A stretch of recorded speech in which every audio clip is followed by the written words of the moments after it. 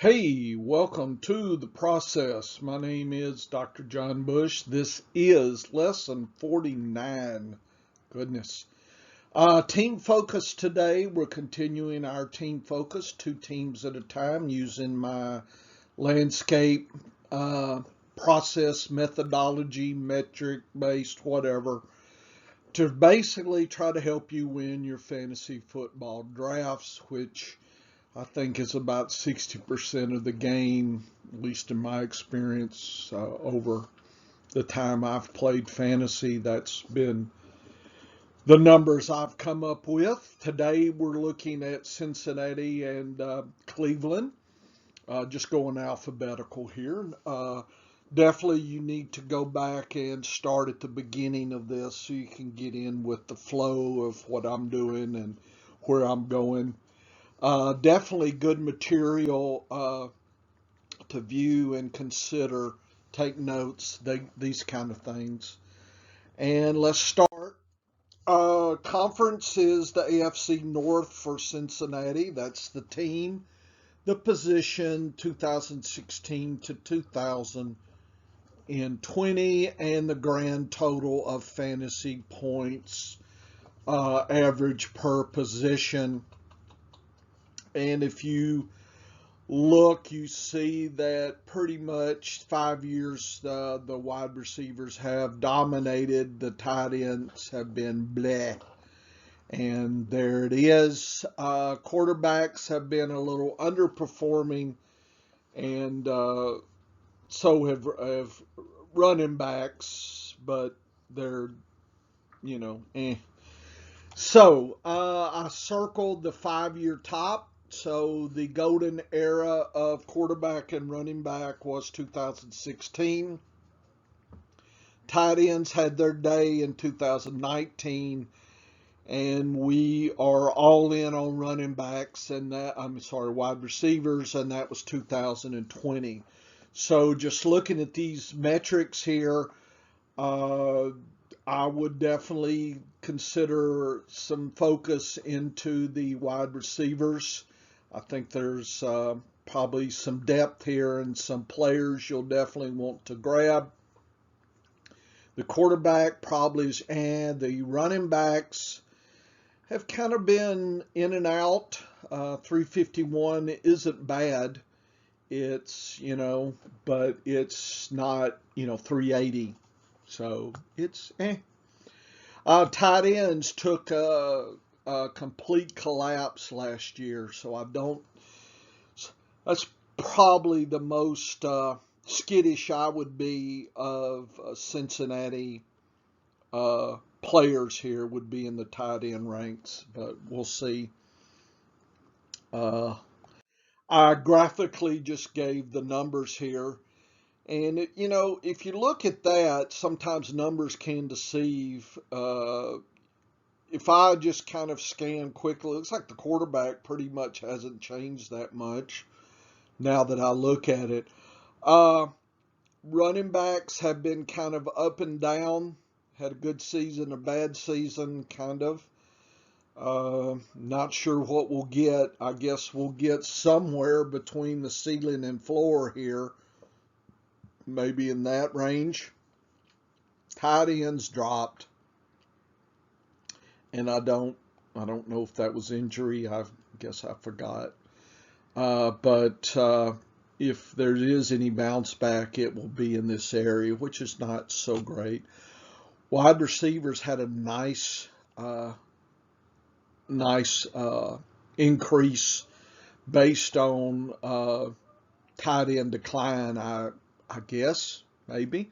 So maybe we're back towards that area a little bit, but I don't think we'll get a decline too much.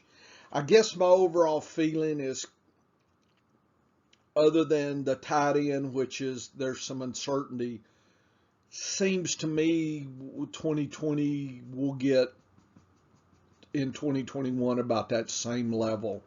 I guess that's just one way to take this right now.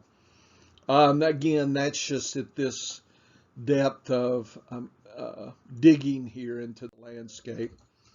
Uh, I do like to look at positional usage over the 5-year and the 2020. I calculate usage, add up all the fantasy points, and that gives me a total, and then break it by position, the percentage of total. So quarterback and running back was about 22 to 25. Tight ends exploded downward 12%. So they've never been a big part of Cincinnati. And then wide receivers at a nice 41% clip. And in 2020, nothing really changed. The tight ends declined, and you can see when I look at the differences here, minus 4%, and the wide receivers up 3%. So that seems to kind of trade off there. Again, I'm not sure much changes in quarterbacks and running backs. And I guess it's all up to the tight end. And just to let you know, I really haven't even focused on the tight end. So I'm assuming wide receivers will stay at a 40-something, 44% level. I think you'll be safe at collecting some of these players here. So let's start with Joe Burrow. He's 7th round. That seems about right. I don't want about right. I want a bargain. So, at least around 8th or 9th would be something. Mixon is a conundrum. I think you'll get what you got last year. So round 3 is probably fair, but we don't want fair. So most likely I won't be taking him unless I do get maybe mid-round, 3rd pick, 3rd round. Samaje Perine is 14th round. Handcuff, I guess. Just kind of what's interesting, and I think Higgins and Boyd are cutting each other down, and then the new hot rookie Chase. And so we got 2 6th round and 1 10th round. So public is saying we get a 1A and a 1B, and Chase is a 2-ish. Boy, it's hard to fine tune between these plays there. The public's leaning to Higgins, but with Boyd there, I'm not sure, you're going to get value at the 6th round. So I guess I would probably take Boyd in the 7th round and maybe Chase in the 11th or 12th. And you may not get that, but I don't think I'm reaching for Higgins. Okay. As long as Boyd is healthy, and I'm looking for a bargain if I'm drafting Boyd. I think the public's hard seeing the difference between the two. They're very similar, and so that's my take here. Always looking for bargains. I guess in best ball, Chase may be a good wide receiver 4 play, maybe bargain, but not sure. Boyd and Higgins could be a wide receiver 3 for you. I guess I'm just kind of left flat here. Nothing's really like, wow, I got to have any of these players. I'm not feeling it. But here's the metrics. Let you think about it. Consider as we leave. And I don't know why I keep doing this, but if I draw the 0 of the difference, this axis here, diff between 5-year and 2020. Little bit running back, little, and tight ends, blah, and wide receivers did increase. So I guess steady decline, steady to positive. Trouble is, I think with having Higgins and Boyd so close, that cuts out any advantage here that these metrics may be pointing to. So I'm not sure how many Cincinnati players I will have on my redraft teams. I'll take a bargain, I guess is what I'm trying to say. Okay, I think that's my 10-cent tour of Cincinnati. Let's go to Cleveland. AFC North as well. The team, the position, 2016 to 2020. This is a different kind of team, very dramatic in running backs and wide receivers. We also had a top in tight ends, a top in running backs in 2020. Quarterback, I think we had a golden year of 2018.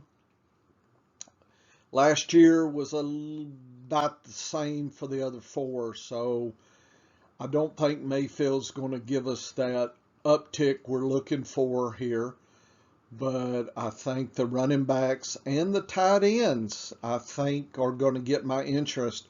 Wide receivers have declined a little, certainly not to the 2018. Notice the 2018 quarterback and wide receiver were tied, and it looks like that relationship has declined, and now we're in a running back, tight end kind of shorter passes. Maybe Mayfield is not able to bring out the wide receivers, so there may be an issue with him. He's probably not the quarterback of Cleveland's future.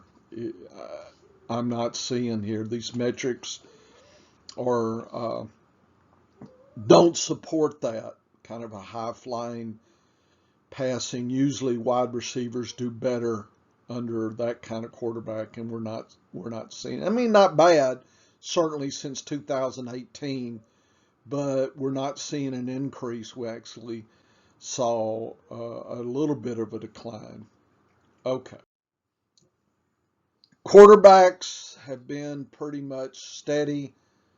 I think 18 was a giraffe in the data. Running backs, looks like we increased a little bit, so that's good. Now, one could say that the running backs and the tight ends increased because we had a COVID year, and maybe that hampered the quarterback and the wide receiver connections, and wide receivers declined as well. So this is just the visual of the data we just had. I guess that could be the case, that we could have had a decline because of COVID, but right now I'm going to look hard at the running back and the tight ends from Cleveland to see what bargains may be there.